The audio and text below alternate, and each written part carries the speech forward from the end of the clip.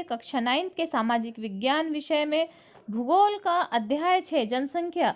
तो हम जनसंख्या के बारे में आपको विस्तार से अध्ययन करवाएंगे। तो भारत की जनसंख्या कितनी है और जनसंख्या घनत्व कितना है और भारत में किस राज्य का जनसंख्या घनत्व कितना है, इसके बारे में अध्ययन करवाएंगे। और आने वाले वीडियो में इसका पार्ट 2, जो पार्ट 2 में जनसंख्या वृद्धि और जनसंख्या परिवर्तन की प्रक्रिया का विस्तार से अध्ययन करवाएंगे। और उसके आने वाले वीडियो में इसके प्रश्न उत्तरों के बारे में, तो यह इस अध्याय के लगभग 4 पार्ट डाले जाएंगे। तो आप संपूर्ण पार्ट देख करके अपना अध्ययन जारी रखिए। वीडियो को प्राप्त कीजिए और इस चैनल को सब्सक्राइब आपने नहीं किया है तो इस चैनल को सब्सक्राइब करें और वीडियो को लाइक करें। तो देखिए, जनसंख्या, क्या आप मानव रहित विश्व की कल्पना कर सकते हो? तो मनुष्य के रहित को कभी भी विश्व नहीं हो सकता, और मनुष्य है तो मनुष्य के द्वारा ही संसाधन का उपयोग होता है। कोयले की चट्टान है और उस कोयले की चट्टान से जब तक कोयला निकाल करके उसका उपयोग नहीं किया जाएगा तो वह एक चट्टान ही होती है। उसी प्रकार हम देखते हैं कि जब तक कि मानव ने उसे प्राप्त करने की तकनीकी का आविष्कार किया, उससे ही संसाधन कहा जाता है। और प्राकृतिक घटनाएं, तो प्राकृतिक घटना, बाढ़ और सुनामी, ये क्या है? प्राकृतिक घटना है। तो प्राकृतिक आपदा किसे कहते हैं? जब किसी घनी आबादी वाले गांव या शहर को प्रभावित करती है तो उसे आपदा कहते हैं। जब कोई स्थान या विशेष को प्रभावित करने वाली चीजें होती है तो वही क्या कहलाती है? आपदा कहलाती है। इसीलिए सामाजिक अध्ययन में है जनसंख्या एक आधार तथ्य है और यह एक संदर्भ बिंदु है जिसे दूसरे तत्वों का अवलोकन किया जाता है तथा उसके अर्थ और महत्व को ज्ञात किया जाता है। संसाधन, आपदा एवं विनाश का अर्थ केवल मानव के लिए ही महत्वपूर्ण है। उनकी संख्या, वितरण और वृद्धि और विशेषताएं या गुण पर्यावरण के सभी स्वरूपों को समझने तथा उसकी विवेचना करने के लिए मूलभूत पृष्ठ प्रदान करता है। मानव पृथ्वी के संसाधनों का उत्पादन और उपभोग करता है, इसलिए यह जानना आवश्यक है कि एक देश में कितने लोग निवास करते हैं। तो मनुष्य क्या करता है?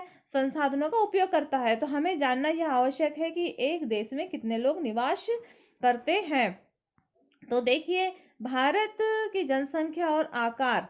तो भारत में जनसंख्या, आकार और संख्या के आधार पर वितरण देखिए। मार्च 2011 तक भारत की जनसंख्या 12,106 लाख थी, जो कि विश्व की कुल जनसंख्या का 17.5% थी। यह 12.1 करोड़ लोग भारत के 32.8 लाख वर्ग किलोमीटर, मतलब संपूर्ण विश्व में 2.4% जमीन है हमारे पास में। 100% में से 2.4% जमीन है और उसमें इतना क्या है? 17.5%। विश्व की जनसंख्या में 17.5% लोग भारत में निवास करते हैं। अब हम देखते हैं जनगणना। तो जनगणना निश्चित समय अंतराल में जनसंख्या की अधिकाधिक गणना जनगणना कहलाती है। मतलब मनुष्यों की गणना करना एक निश्चित अंतराल में। निश्चित अंतराल मतलब मान लो कि 10 वर्ष में। तो भारत में सबसे पहली जनगणना कब हुई थी? तो भारत में सबसे पहली जनगणना हुई थी 1872 में। और हालांकि ये पहली हुई, उसके बाद में संपूर्ण रूप से नहीं हुई। और संपूर्ण रूप से जो जनगणना प्रारंभ हुई वो थी 1881 में। पहली बार एक संपूर्ण देश की जनगणना हुई और उसी समय से प्रत्येक 10 वर्ष के अंतराल में, कितने वर्ष? तो 10 वर्ष के अंतराल में जनगणना होती है। भारतीय जनगणना जनसांख्यिकी, सामाजिक और आर्थिक आंकड़ों का सबसे बृहद स्रोत है। क्या आपने कभी जनगणना रिपोर्ट देखी है या आप अपने पुस्तकालय में उसे देख सकते हैं। अब भारत की लगभग आधी आबादी केवल 5 राज्यों में निवास करती है। वह है उत्तर प्रदेश, महाराष्ट्र, बिहार, पश्चिमी बंगाल और आंध्र प्रदेश। क्षेत्रफल की दृष्टि से सबसे बड़ा राज्य कौन सा है? तो क्षेत्रफल की दृष्टि से सबसे बड़ा राज्य राजस्थान है। इसकी आबादी भारत की कुल जनसंख्या का केवल 5.5% है। तो क्षेत्रफल की दृष्टि से राजस्थान और जनसंख्या की दृष्टि से उत्तर प्रदेश सबसे अधिक जनसंख्या वाला राज्य कौन सा है? तो उत्तर प्रदेश है। घनत्व के आधार पर भारत में जनसंख्या वितरण। तो घनत्व के आधार पर देखिए, जनसंख्या घनत्व असमान वितरण का बेहतर चित्र प्रस्तुत करता है। प्रति इकाई क्षेत्रफल, तो जनसंख्या घनत्व किसे कहा जाता है? प्रति इकाई क्षेत्रफल में रहने वाले लोगों की संख्या को जनसंख्या घनत्व कहा जाता है। भारत विश्व के घनी आबादी वाले देशों में से एक है। तो भारत विश्व के घनी आबादी वाले देशों में से एक है। तो देखिए कि ये हम देख रहे हैं पूरा जनसंख्या, ये अपने विश्व की जनसंख्या है। विश्व की जनसंख्या में भारत में कितने प्रतिशत निवास कर रही है? तो विश्व की जनसंख्या में 17.5% लोग भारत में निवास करते हैं और 82.5% पूरे विश्व में निवास करते हैं। उसी प्रकार हम क्षेत्रफल देखते हैं, तो भारत का क्षेत्रफल कितना है? तो 2.4%। संपूर्ण विश्व के क्षेत्रफल में मात्र 2.4% भारत का क्षेत्रफल है और जनसंख्या बहुत ज्यादा है।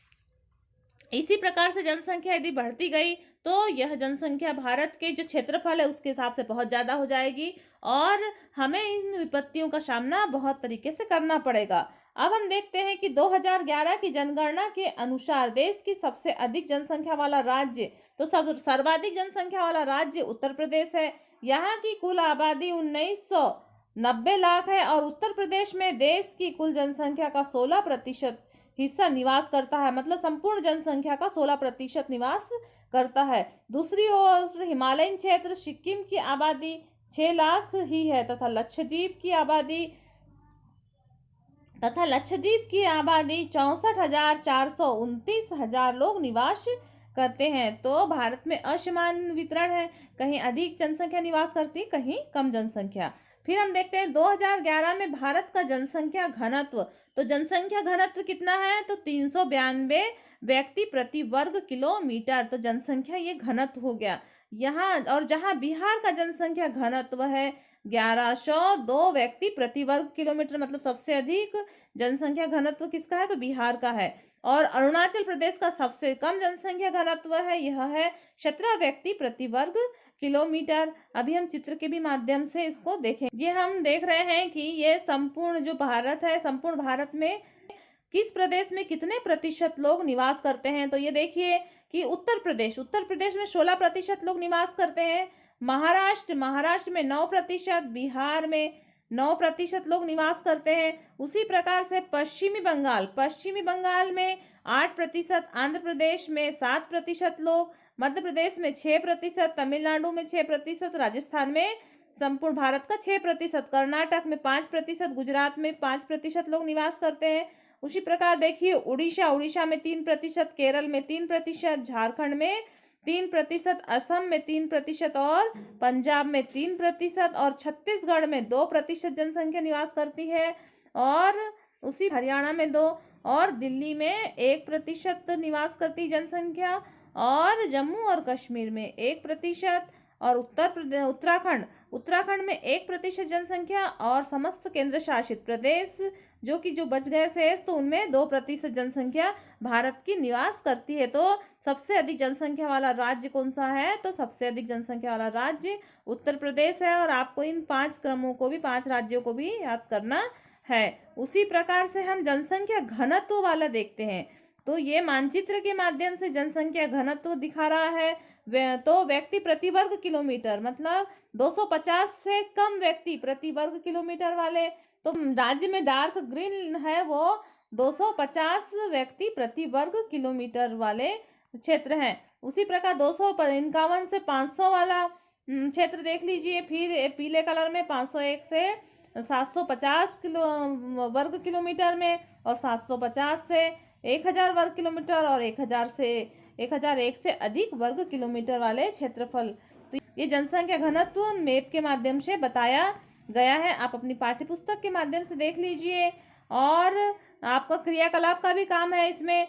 6.3 का अध्ययन कर अपनी और उसकी तुलना चित्र 2.4 और 4.7 से करके मानचित्र के बीच क्या आपको कोई संबंध नजर आता है, ये देखिए। अब देखिए कि 250 व्यक्ति प्रति वर्ग किलोमीटर से कम जनसंख्या घनत्व वाले राज्यों के नाम बताइए, तो आपको ये नाम भी बताना है। फिर पर्वतीय क्षेत्र तथा प्रतिकूल जलवायु की अवस्थाएं इन क्षेत्रों की विरल जनसंख्या के लिए उत्तरदायी है। किस राज्य की जनसंख्या घनत्व 250 व्यक्ति प्रति वर्ग किलोमीटर से भी कम है और क्यों? और असम और अधिकतम प्रायद्वीपीय राज्यों का जनसंख्या घनत्व मध्यम है।